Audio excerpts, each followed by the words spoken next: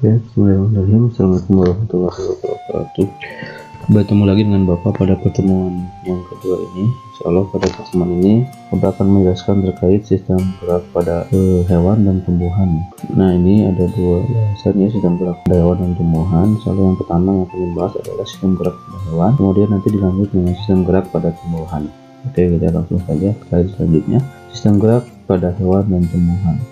Di sini kita lihat ya, ada beberapa gerakan juga. Sistem gerak pada hewan ada yang bergerak menggunakan sayapnya, ada yang bergerak menggunakan kakinya, dan juga gerakan yang lainnya. Kemudian pada tumbuhan juga sama ya, ada yang merespon terhadap tumbuhan dan juga ada yang tumbuh cepat dan besar. Nah, kita bahas dulu untuk yang pertama dulu ya, sistem gerak pada hewan. Nah, sistem gerak pada hewan ini berdasarkan geraknya itu terbagi tiga. Ada yang geraknya itu di alam air, ada yang geraknya di udara, dan juga ada yang geraknya di darat. Kemudian gerak pada hewan ini pada dasarnya sama ya, gerakannya seperti pada manusia, karena alat geraknya pun terdiri atas tulang dan otot.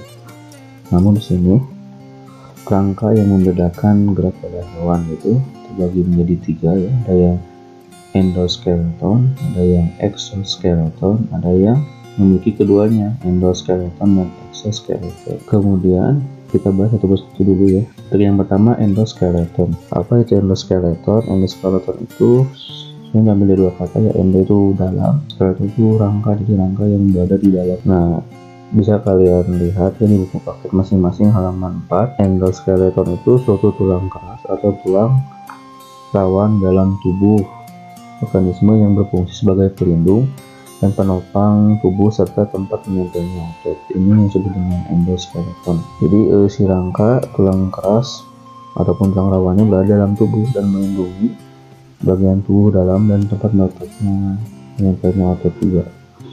Contohnya untuk yang endoskeleton ini dimiliki oleh siapa? Bagian besar dimiliki oleh hewan vertebrata, yaitu hewan yang memiliki tulang belakang. Contohnya seperti apa? Kadal, buaya. Nah, di sini udah gambarnya semua, ada vertebrata semua ya, ini ya. Ada yang mamalia, ada yang fishes, ada yang apes dan seterusnya. Untuk yang kedua itu exoskeleton ya. Apa itu exoskeleton? Exoskeleton itu adalah rangka tubuh yang berada di luar. Rangka itu rangka luar. Ini rangka luar yang berfungsi melindungi tubuh dan sebagai tempat menempelnya otot. Jadi si rangkanya tidak di dalam tubuh kalau yang endoskeleton di dalam tubuh, kalau exoskeleton itu rangkanya berada di luar. Contohnya cangkang pada kelompok hewan moluska. Hewan moluska dan menutup tubuhnya pada kelompok hewan arthropoda. Exoskeleton ini dimiliki oleh hewan-hewan invertebrata. Contohnya seperti siput ya, kemudian kerang, kupu-kupu, cumi-cumi dan lain-lain. Di sini ada juga gambarnya ya. Belalang, ada kumbang, kepiting, ini semuanya rangkanya ketubuhnya di luar. Laba-laba, kutu, kemudian gelabang, dan seterusnya. Jadi si rangka tubuhnya itu berada di luar dan berfungsi melindungi tubuh. Seperti tadi pada hewan moluska juga ada ya, di siput, kemudian ada rangkanya di cumi-cumi dan seterusnya. Kemudian nah ini yang ketiga, berdasarkan rangkanya ini ada hewan yang memiliki endo dan exoskeleton. Nah, di sini dia memiliki dua rangka. Rangka pertama yang berada dalam tubuh yang menyusun tubuh itu sendiri agar terbentuk dan melekatkan otot-otot. Kemudian yang kedua ada exoskeleton berupa cangkang yang menutup tubuh bagian punggung dan perutnya. Nah, di exoskeleton yang berupa cangkang ini ada dua ya, ada yang menutup tubuh cangkangnya itu ada yang menutup tubuh punggung dan juga ada yang menutup tubuh perut. Cangkang yang menutup bagian punggung itu disebut dengan karapas ya, sedangkan cangkang yang menutup bagian perut itu disebut dengan plastron. Itu diingat-ingat ya.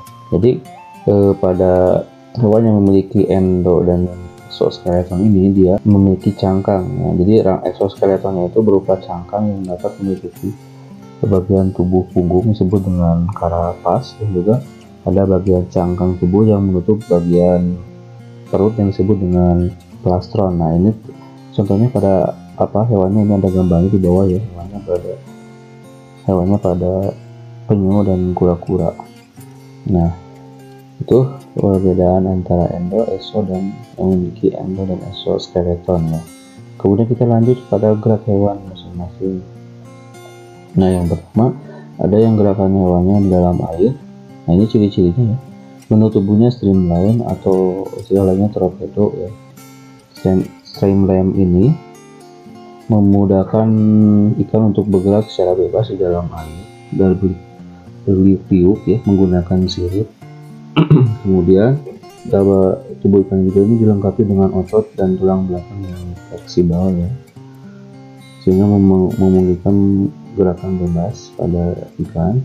Tentu pada tubuh ikan juga memiliki sirip tambahan untuk menambah gerakan, dan sebagian besar pada ikan juga bergerak lateral baik pada tubuh dan pada sirip ekornya dalam air. Kemudian mampu menggerakkan tubuh dari sisi ke sisi,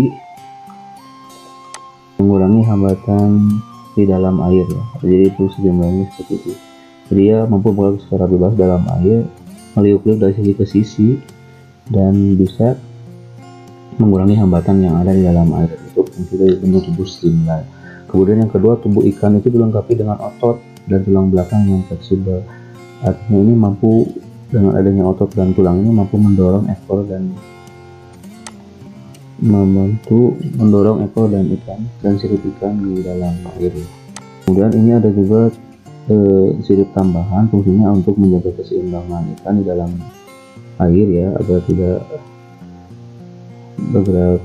Kemudian pada ikan juga terdapat gelembung renang ya, fungsi gerakan naik dan turunnya ikan pada dalam air. Kemudian ciri yang terakhir ini, sebagian besar ikan bergerak lateral pada tubuh dan sirip ekornya. Apa fungsinya bergerak lateral? Gaya dorong ke depan. Jadi kalau naik turun itu menggunakan gelembung renang pergerakannya.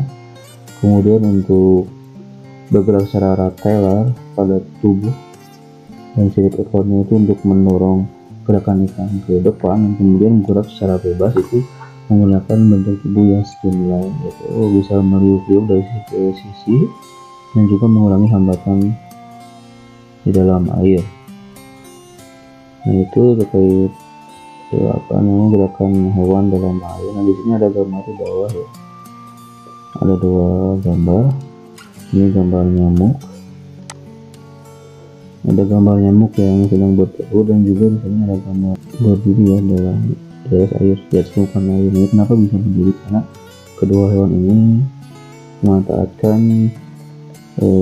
konsep mengapung seperti ini karena terdapat gaya kohesi di dalam air. Kohesi itu gaya tarik menarik antara molekul yang sama, disebut dengan kohesi. Artinya gaya tarik menarik molekul dalam air ini lebih kuat dibanding gaya adhesinya. Jadi gaya tarik menarik partikel air dengan airnya sendiri itu lebih kuat dibanding gaya tarik menarik partikel air dengan kaki dari masing-masing hewan ini ya.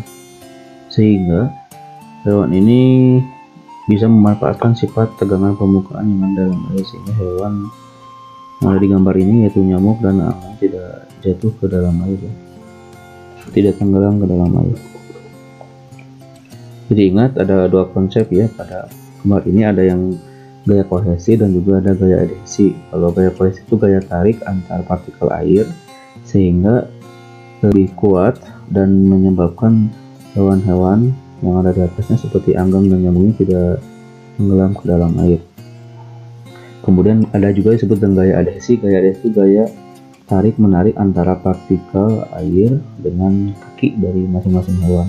Tapi di sini karena gaya adhesinya lebih kecil dibanding kohesinya, sehingga si hewan-hewan yang ada di atas permukaan air ini tidak jatuh. Nah, itu bagaimana cara hewan-hewan memanfaatkan sifat tegangan permukaan dalam air.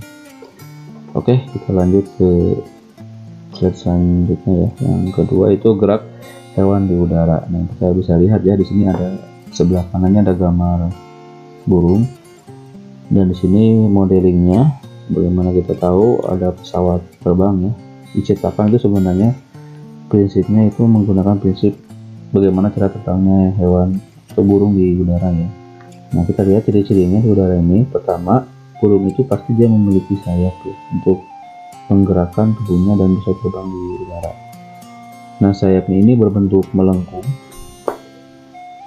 dan tersusun atas kerangka yang kuat dan ringan, kuat tapi ringan, tidak kuat dan berat. Kalau berat nanti dia bisa menerbangkan atau mengepakkan sayap dan terbang ke udara ya, serta memiliki otot-otot yang kuat. Nah ini bentuknya, kalau yang tadi di air itu bentuknya itu streamline ya, kalau yang di udara ini airfoil ya bentuknya ya. Nah ini untuk yang hewan yang berada di udara, hewan yang beraktivitas di udara ini. Sebenarnya kendala pertamanya itu gravitasi. Kenapa gravitasi? Karena pertama massa jenis hewan atau yang beraktivitas di udara ini pasti lebih besar massa jenisnya dibanding di massa jenis udaranya, sehingga tidak memungkinkan untuk bisa terbang ya. Karena itu untuk memanfaatkan gaya angkat dari sayap, maka pada burung itu didesain ada memiliki sayapnya ya, gaya angkatnya. Karena tadi kan massa jenis burung itu lebih besar dibanding massa jenis udara, sehingga tidak memungkinkan untuk bisa terbang. Karena itu burung ini memiliki sayap yang didesain untuk bisa mengangkat atau memiliki gaya angkat yang lebih besar dibanding massa jenisnya, sehingga memungkinkan burung-burung untuk bisa terbang di udara. Nah selain itu sayap burung itu didesain melengkung ya, dengan kerangka yang kuat tapi ringan dan juga otot-otot yang sangat kuat. Nah ini fungsinya kenapa melengkung? Kenapa ini melengkung? Karena ini didesain supaya udara bergerak lebih cepat di atas sayapnya dan bagian bawah sayapnya lebih lambat. Fungsinya untuk menaikkan atau menerbangkan burung. Nah tadi perlu diulangi lagi ya, kenapa ciri dari burung itu memiliki sayap? Karena sayap ini sebagai gaya angkat dari burung agar bisa terbang. Karena kalau dilihat dari massa jenisnya itu lebih berat dibanding massa jenis udara. Ini maka burung Allah ciptakan dengan memiliki sayap karena untuk manfaatnya untuk terbang ya di udara. Nah ini juga desainnya sama seperti pesawat terbang ya, pesawat terbang juga sama, itu memiliki sayap tapi sayapnya streamline gitu, disebutnya streamline. Nah kemudian yang kedua, bentuk burung ini sayapnya berbentuk melengkung. Itu fungsinya tadi ya, melengkung itu artinya ini tuh didesain itu agar gerakan angin lebih cepat di atas sayap dibanding di bawah sayap, sehingga gaya angkat itu akan mendorong burung terbang di udara. Nah sebagaimana ketika burung mengepakkan sayapnya ke bawah, berarti dia memberikan gaya aksi kepada udara yang di bawahnya. Dengan hal ini maka terbentuk hukum 3 Newton, di mana udara memberikan gaya reaksi dengan mengangkat burung ke atas terbang seperti itu ya. Itu fungsi dari sayapnya pada burung untuk terbang dan juga bentuk-bentuknya. Kemudian selanjutnya kita lihat gerak hewan di darat ya. Ini ada gambar kera ya.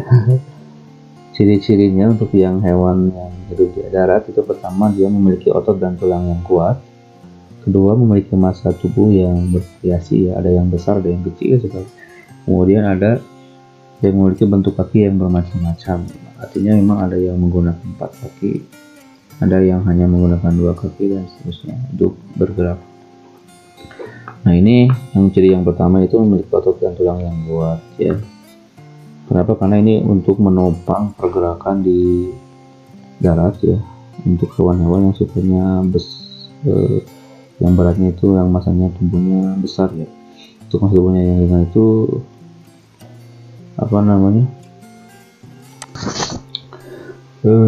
pertama memiliki otot dan tulang yang kuat. Ini bervariasi ya, tergantung apakah hewan yang besar atau yang kecil. Kalau hewan yang kecil itu struktur rangkau dan tulangnya itu ada yang ringan tapi kuat, ada yang struktur otot dan tulangnya itu besar dan kuat juga ada.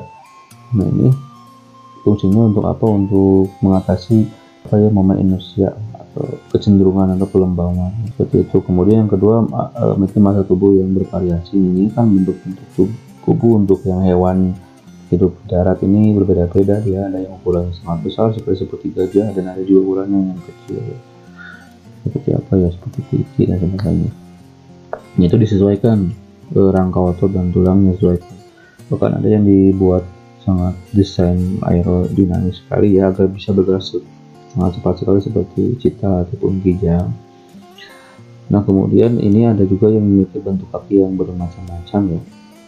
Ada yang kakinya untuk memanjat, contohnya pada burung gitu ya, untuk untuk berenang dalam air, tapi tidak hidup di air ya, tapi untuk berenang dalam air, ada selaputnya. Terus ada yang digunakan untuk apa namanya, ada yang memiliki cakar yang sangat panjang, dan ini untuk memangsa hewan, dan juga ada yang digunakan untuk cakar yang untuk memanjat dari pohon dan seterusnya. Itu bentuk-bentuk kaki yang bermacam-macam. Ada yang menggunakan kakinya hanya 2 untuk bergerak, dan juga ada yang menggunakan kakinya 4 yang 2 untuk bergerak, itu sepertinya orangutan misalkan ya. Kemudian ayam atau unggas itu. Kemudian ada yang menggunakan kaki 4 seperti kambing, kera, dan seterusnya. Itu menggunakan kaki berjumlah 4 atau 2 pasang untuk bergerak. Oke, kita lanjut. Nah, ini yang sistem gerak pada tumbuhan ya. Tadi udah ya, sistem gerak pada hewan. Yang kedua sekarang masuk ke sistem gerak pada tumbuhan. Bisa kita lihat ini ada gambar bagaimana tumbuhnya tanaman ya. Dia itu memanjang ke atas dan juga memanjang ke bawah. Ini sebenarnya itu ada geotrofis ini, contoh bergerak berada yang di pusat bumi dan ada yang menjauhi pusat bumi maksudnya. Tapi ini akan dibahas. Oke, pada gerak tumbuhan ini terbagi 3 ya. Ada yang geraknya autonom atau gerak endonom, ada yang geraknya higroskopis, dan juga ada yang geraknya eksionom. Nah, ini contohnya yang autonom ini itu adalah contoh gerak melingkar aliran sitoplasma dalam sel atau daun Hydrilia verticillata. Kemudian untuk gerak higroskopis itu gerak membukanya sporangnium pada tumbuhan paku dan tumbuhan lumut, serta pecahnya kulit buah tumbuhan polang-polongan yang sudah kering. Contoh higroskopis biasanya. Kemudian yang ketiga, gerak eksionom, gerak ujung akar menuju tempat berairnya. Ada rangsangan di sini dari luar biasa. Endo, namanya endo, yaitu rangsangannya dalam. Ini secara umum garis besarnya. Kalau endonom itu rangsangannya dalam tubuh. Kalau eksionom itu rangsangannya itu berada di luar tubuh yang menggerakkan tumbuhannya. Nah, kalau higroskopis itu karena lamanya atau sudah tua atau keringnya ya, sehingga bergerak secara higroskopis. Itu kayak tadi ya, pecahnya kulit buah, polong-polongan yang sudah kering seterusnya. Oke, kita masuk aja dulu ke gerak endonom atau otonom. Pertama, ini ada ciri-cirinya ya. Gerakannya yang terjadi karena rangsangan dari dalam sel atau tubuh tumbuhan itu sendiri. Contohnya tadi ya, gerak melingkar aliran sitoplasma dalam sel daun Hydrilia verticillata. Nah, ini contohnya ya, contoh dari sel daun Hydrilia ini, Hydrilia verticillata. Nah, ini diperbesar lagi ini ukuran daunnya. Nah, nanti dalam daunnya ini ada apa namanya, yang bergerak nih, bergerak melingkar, yang bentukannya hijau ya, bergerak melingkar. Nah, masih ini ada struktur sel daun seperti dinding tembok. Ini sel daunnya seperti dinding tembok. Kemudian ada kloroplas atau butiran-butiran bulat berwarna hijau. Ini butiran-butiran bulat yang berwarna hijau, dia itu bergerak melingkar dalam dinding tembok yang dari sel daun ini, yang bergerak melingkar. Nah, ini terjadi karena adanya rangsangan dari dalam sel tubuh ya, seperti itu.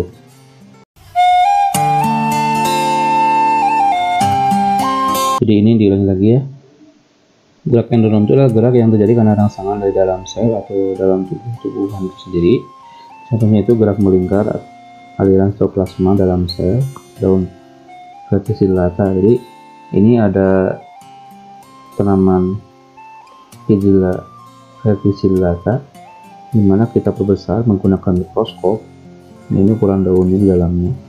Nah, dalam sel daun ini yang berbentuk kayak dinding tembok ini terdapat sitoplasma, cairan ya, cairan sel, dimana dalam sitoplasma ini terdapat butiran berwarna hijau yang disebut dengan kloroplas. Nah, ini bergerak, gerakannya ini karena adanya sitoplasma ini bergerak melingkar. Nah, gerakannya ini disebut dengan gerak siklosis ya. Sel daun karena ada cairan sitoplasma ya, jadi bergerak melingkar mengikuti cairan sitoplasma seperti itu.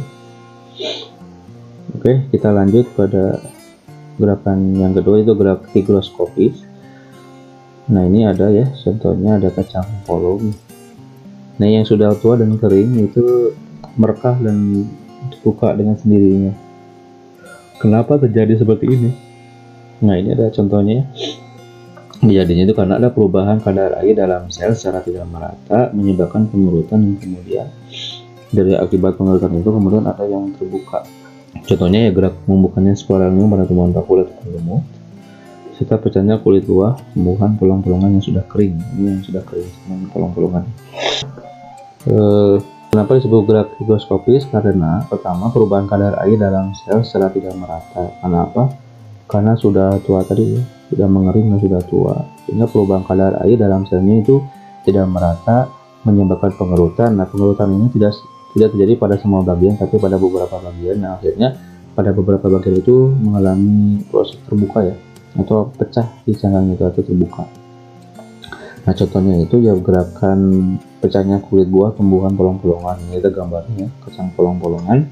Dan juga contoh lainnya itu gerak membukanya sporangium pada tumbuhan bakul dan tumbuhan lumut. Nah, itu untuk yang gerak higroskopis. Jadi perlu diingat ya, gerak higroskopis itu pertama karena perubahan kadar air dalam sel tidak merata sehingga mengalami pengerutan. Nah, pada bagian yang mengalami pengerutan ini ada yang terbuka ya, pecah. Kalau contohnya berarti pecahnya kulit tumbuhan polong-polongan dan juga membukanya sporangium pada tumbuhan bakul dan tumbuhan lumut. Nah, kemudian kita masuk ke bagian C ya, gerak esionom. Apa itu gerak esionom?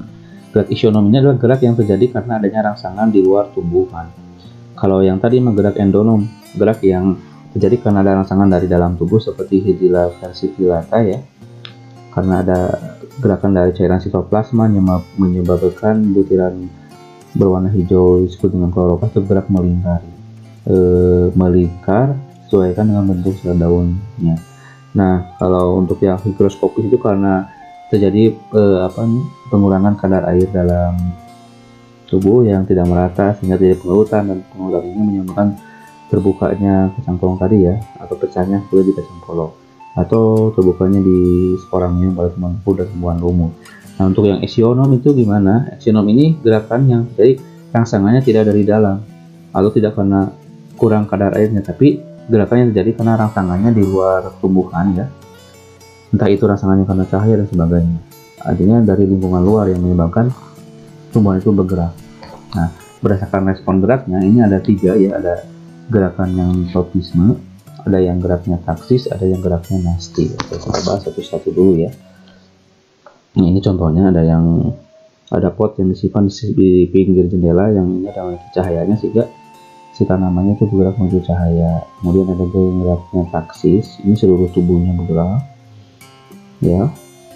Kemudian ada juga yang geraknya nasti, artinya ada dapat rangsangan tapi tidak seperti tropisme yang bergerak menuju ke rangsangannya. Oke, kita bahas satu persatu dulu ya. Nah, yang ini gerak tropisme. Gerak tropisme itu, nah ini ada arah geraknya dipengaruhi oleh arah datangnya rangsangan dari luar ya.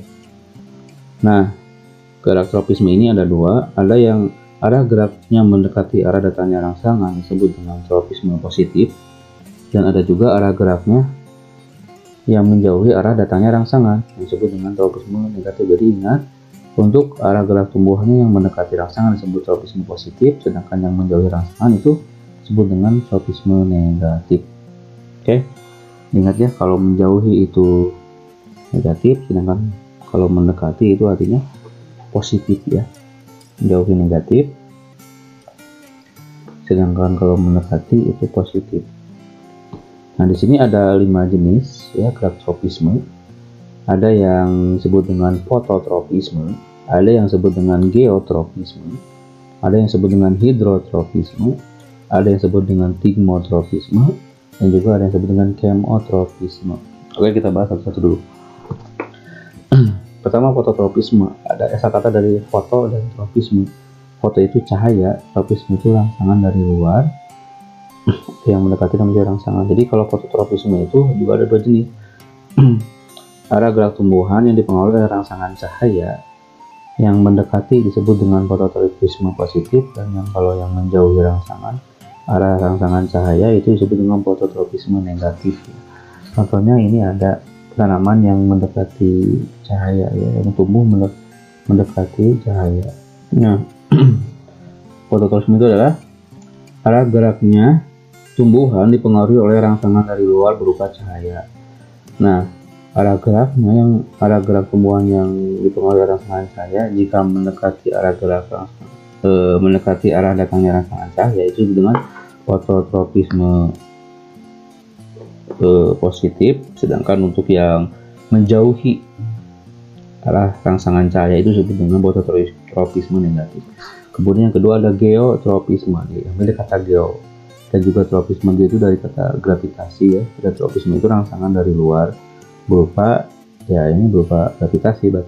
Jadi ada gerak rangsangan dipengaruhi oleh rangsangan gravitasi dari luar ya. Nah, di sini juga ada dua gerakan. Jika tumbuh bergerak menjauhi rangsangan gravitasi atau pusat gravitasi itu disebut dengan geotropisme negatif, sedangkan jika arah tumbuhan itu mendekati ke bawah ya, mendekati pusat gravitasi itu disebut dengan geotropisme negatif. Nah, kemudian yang ketiga ada hidrotropisme. Nih, ada kata hidro, ada tropisme. Hidro itu air, tropisme itu rangsangan ya dari luar berupa apa ya, berupa air ini. Jadi ada geraknya rangsangan dipengaruhi oleh rangsangan dari luar berupa air, itu disebut dengan hidrotropisme. Ini pasti setiap tanaman memiliki kemampuan ini, karena kalau tidak dia bisa tumbuh dan tidak bisa mendapatkan airnya ya. Harus ciptakan tumbuhan itu memiliki kemampuan hidrotropisme, yaitu kemampuan untuk bergerak menuju pusat air ya, agar bisa berkembang dan tumbuh tanaman. Jadi kita lihat di sini hidrotropismenya digambar ya, ada akar yang tumbuh memanjang menuju pusat air. Gerakan ini disebut dengan gerakan hidrotropisme. Nah, tadi kan istilahnya hidro itu air, tropisme itu gerakan yang dipengaruhi oleh rangsangan dari luar berupa air itu sendiri ya. Nah, ini arahnya mendekati air, berarti disebut dengan hidrotropisme ya. Kemudian D ada tigmotropisme. Apa itu tigmotropisme? Nah, ini ya, kita lihat di gambarnya seperti ada sebuah tanaman yang melilit batang tanaman lain. Nah, ini kenapa seperti ini? Ini disebut dengan gerakan tigmotropisme, artinya arah geraknya dipengaruhi oleh rangsangan dari luar ya. Dan ciri dari tanamannya itu dia melilit. Jadi meneliti kenapa bisa melilit, bisa jadi nanti dia menghasilkan buah yang ukurannya besar dan tidak bisa ditopang oleh tubuhnya sendiri. Nah, ini kalau ada tanaman yang sifat melilit itu disebut dengan tigmotropisme ya. Arah rangsangannya dari luar berupa dia melilit sendiri atau ada lilitan. Ini contoh tanamannya seperti apa ya, tanaman sugu dan sebagainya. Kemudian yang terakhir yaitu kemotropisme. Kemotropisme ini adalah gerakan yang dipengaruhi oleh zat-zat kimia. Gerakan yang dipengaruhi oleh zat kimia ya. Bisa kita lihat kemotropisme itu berarti gerakan yang geraknya itu dipengaruhi rangsangan dari zat kimia ya. Contohnya seperti proses reproduksi pada tumbuhan ya. Seperti di sini ada serbuk sari masuk ke kepala putih ya. Kemudian sel buluh serbuknya masuk ke dalam situ ya, proses fertilisasi internal ya, pembuahan, dan akhirnya dia tumbuh besar menjadi bakal buah dan bakal biji. Jadi skematisme, jadi ini gerakannya dipengaruhi oleh zat-zat kimia ya. Dia bergerak berdasarkan pengaruh dari zat kimia, karena ada zat kimia di bakal buah dan bakal biji, dia menggerakkan gerakannya ke bawah mendekati. Jadi serbuk sari bergerak mendekati bakal buah atau bakal biji melalui kepala putih, dan terjadi proses pembuahan ya, peleburan atau fertilisasi, sehingga terbentuklah sel telur yang kita masuk ya ke step yang selanjutnya, yaitu gerak taksis. Apa itu gerak taksis? Gerak taksis ini adalah gerak pindah tempatnya seluruh bagian tumbuhan yang arahnya dipengaruhi oleh sumber rangsangan itu sendiri. Nah, kalau tadi mah yang gerak tropisme itu gerak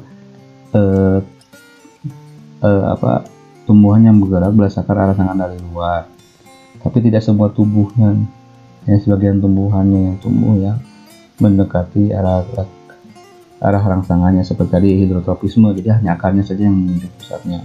Kemudian ada geotropisme yang menuju pusat, ada yang menjauhinya, tapi tidak gerak semuanya, seperti itu ya. Nah kalau untuk yang taktis ini gerak pindah tempatnya itu seluruh bagian tumbuhan menuju arah rangsangan cahayanya. Contohnya seperti pada apa, ini ada Euglena viridis akan bergerak mendekati cahaya atau disebut dengan fototaksis. Kenapa taksis? Kenapa fototaksis? Karena dia bergeraknya berdasarkan rangsangan cahaya. Kalau geraknya berdasarkan zat kimia maka disebut dengan kemotaksis ya, seperti itu. Nah ini contoh di bawah ada gambar chip ya.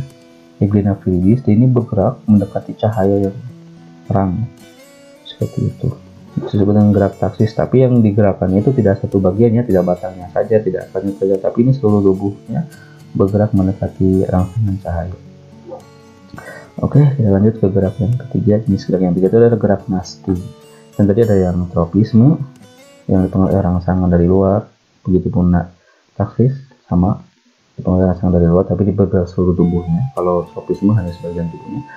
Kemudian ada juga gerak nasti, ini gerak tumbuhan yang sebenarnya mendapati rangsangan dari luar tapi tidak dipengaruhi arah geraknya itu dari arah datangnya rangsangan. Jadi kalau misalnya rangsangannya dari kanan, bisa jadi nasti itu bergerak ke kiri atau ke kanan, tidak mesti harus ke kanan juga, seperti itu ya. Karena itu gerak nasti itu didefinisikan sebagai arah gerak tumbuhan di mana arah geraknya itu tidak dipengaruhi oleh arah datangnya rangsangan. Nah di nasti juga ada 4 jenis ya. Jenis gerak nastinya, yang pertama ada seismonasti, itu gerakan nasti yang dipengaruhi oleh sentuhan ya. Ini bisa contoh pada kita lihat pada putri malu ya, atau daun pinus dan venus, dimana ketika disentuh itu si daun putri malu itu menelungkup ya. Nah ketika tidak sentuh lagi menengadah lagi. Itu akibat apa? Akibat sentuhan ya, dari rangsangan luar berupa sentuhan baik dari tangan manusia atau binatang. Kemudian yang B itu niktinasi. Nah ini apa itu niktinasi? Niktinasi ini gerakan nasti ya, gerakan yang arah geraknya tidak dipengaruhi oleh arah rangsangan cahaya, dimana rangsangannya itu dipengaruhi oleh waktu siang hari dan malam harinya, itu disebut dengan niktinasi ya. Jadi pergerakan daun tumbuhan akibat adanya jadi pergerakan daun tumbuhan akibat adanya kondisi siang hari dan malam hari ini terjadi pada daun lamtoro atau daun petai Cina ya, petai Cina atau daun lamtoro. Kemudian ada juga fotonasti. Ada kata istilah foto, ada nasti. Foto itu cahaya, nasti itu gerakan yang arah geraknya tidak dipengaruhi oleh arah datangnya rangsangan cahaya. Jadi fotonasti ini adalah arah gerak tumbuhan yang tidak dipengaruhi oleh arah datangnya rangsangan cahaya, disebut dengan fotonasti. Contohnya seperti apa? Nah, bisa kita lihat ini ada sebuah gambar bunga yang bermekaran ya. Ini bunga pukul 4 ya. Jadi fotonasti itu gerak tumbuhan, gerak nasti yang terjadi pada tumbuhan yang karena ada rangsangan cahaya. Contohnya seperti pada bunga pukul 4, di mana pada pukul 4 sore ini bunganya bermekaran. Kemudian yang terakhir ada termonasti, ada kata termos dan nasti. Termos ini kata suhu, sedangkan nasti itu gerakan yang gerakan tubuhnya itu tidak dipengaruhi oleh rangsangan. Jadi gerak nasti yang dipengaruhi oleh rangsangan berupa suhu ya. Dengan termonasti contohnya bunga tulip ya, bunga tulip yang tumbuh pada musim semi. Nah seperti itu, yang tumbuh bermekaran pada musim semi itu disebut dengan termonasti. Jadi kalau ada bunga tulip yang tumbuh bermekaran di musim semi, maka ini menunjukkan gerak itu gejala dari termonasti. Itu cukup sekian dari Bapak penjelasannya. Mohon maaf jika kalau ada penjelasan yang kurang dipahami. Kalau nanti kalau ada waktu silakan bagi kalian bisa bertanya langsung ke Bapak melalui chat via WA atau melalui aplikasi Moodle. Mungkin dicoba sekian saja ya penjelasan Bapak terkait gerak pada hewan dan gerak pada tumbuhan. Mohon maaf kalau banyak kekurangan dan kesalahannya. Terima kasih atas perhatiannya. Kita nanti bertemu lagi di pertemuan selanjutnya. Assalamualaikum warahmatullahi wabarakatuh.